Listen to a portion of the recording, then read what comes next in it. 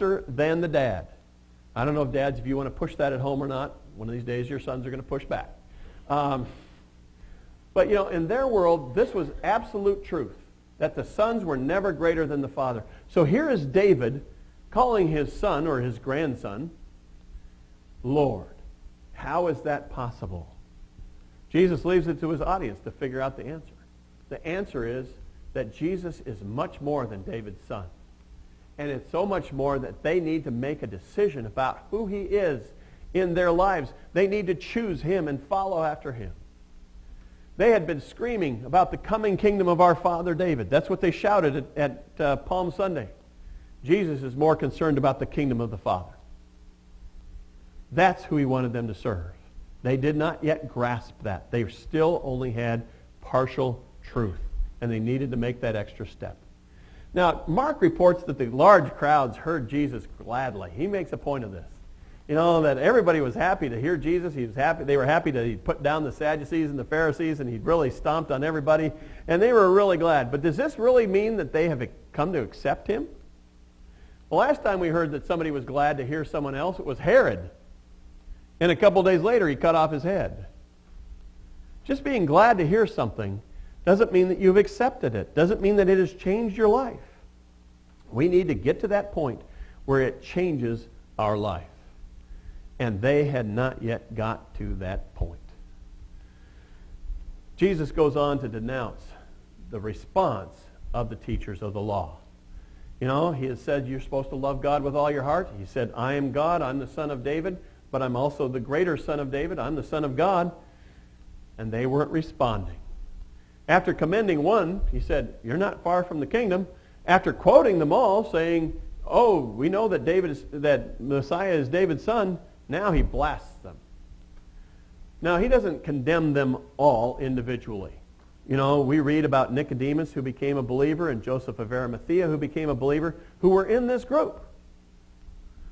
But we know that they had a real problem as a group, and so Jesus talks about them. First, he chews on them for their desire to wear distinguished dress to augment their authority. They wanted to let people know that they were in charge. And so they wore fancy clothes that made them stand out, and everybody would know, oh, here comes a spiritual, pious person. And we need to listen to him just because he wears good-looking clothes. Well, Jesus' authority is tied to his teaching. He didn't care what he was wearing. He cared what he said. He cared what came out of his heart. He condemned them for longing after human admiration. This is really why they wanted to serve God. This is really why they studied the Bible. They wanted not God's approval, but everybody else's. Jesus demanded exactly the opposite attitude. If you want to be great in God's kingdom, learn to be a servant. He coupled that desire for greatness and admiration with a disregard for the poor. They wanted to be in front, and those poor people could sit in the back. By the way, all you people in the back, you're the poor. Stay back there. We don't want you up front here. Actually, you are all the good Baptists, and I don't know what these people are. But they wanted to be admired by everybody, and so they disregarded all the weightier things of the law, like taking care of the widows and the orphans. They may know what the greatest commands are, but they don't fulfill them. They may know the truth, but it doesn't touch their lives. And Jesus condemns them for that. They love recognition more than they love God. And Jesus has just said the greatest commandment is to love God. Finally, he blasts the prayers of these people.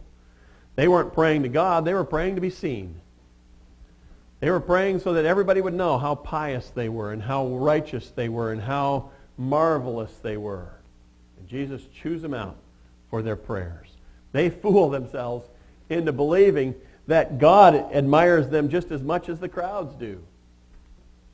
You know, it's just as much as everybody else does. They've started to believe that God's standards are the same as our standards. Finally, we come to the person who exemplifies loving God with all of her heart and soul and strength. There were 13 shofar, I have trouble with that word too, shofar chests. I wasn't able to find a picture. Shofar chests in the temple. These were huge brass trumpet-looking things. That's why they're called shofar chests. A shofar is a horn. All of you people in band should know what a horn is. They were great big horn things, and they'd throw their money into them, and they didn't have paper money back then, so all their money made a huge amount of rattle. So if you had $1 worth of pennies, it would probably sound really good. And they would all throw their money in, and everybody would hear how much money was rattling down the tube of this horn down into the chest, and everybody was, oh, they've given a lot. Well, Jesus disregards the wealthy donors. You know, the rich would still be rich no matter how much they gave. I mean, how much money can Bill Gates give away, and he still's got billions of dollars? I mean, it doesn't affect him at all. You know, Warren Buffett can give away all of his money, and it still wouldn't affect him at all. But the poor widow, and Mark says she's a poor widow. She's not just a widow, she's a poor widow. She doesn't have anything. She has been robbed by these rich guys. You know, they're the ones that foreclosed on her mortgage and took away her house after her husband died.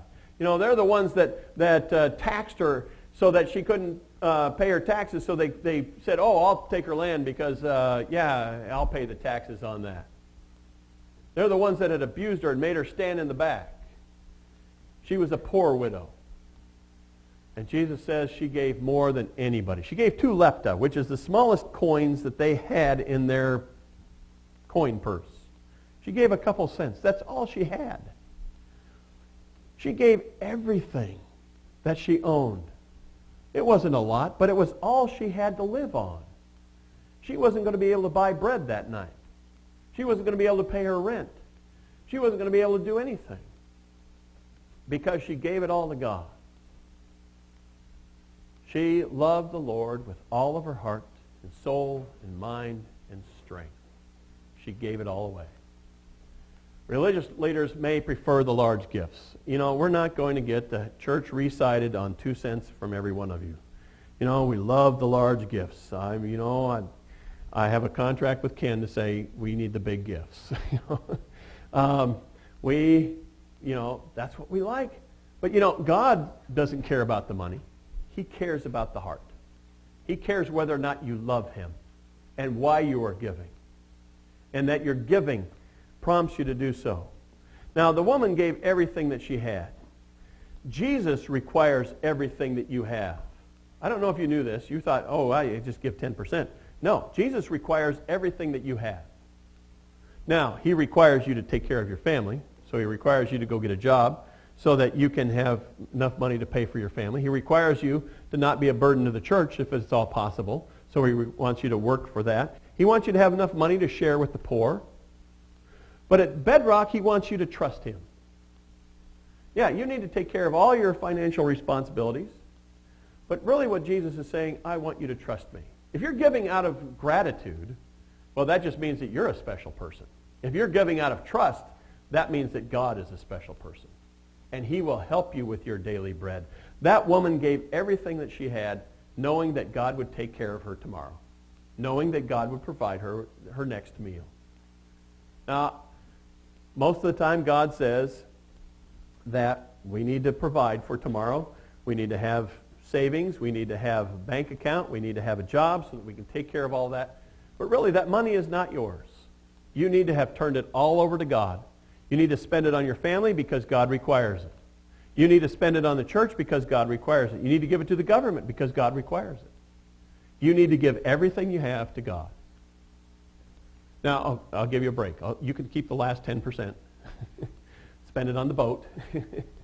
Whatever. Spend it on whatever you need. But give the rest to God. He wants everything that you have. This woman loves God with her heart, her soul, and all of her might. Jesus is about to give a better sacrifice, a greater sacrifice. He is giving his life for us. And he requires that life from us as well. She shows her radical trust in God that he can provide for her. Now, I'm not saying that you should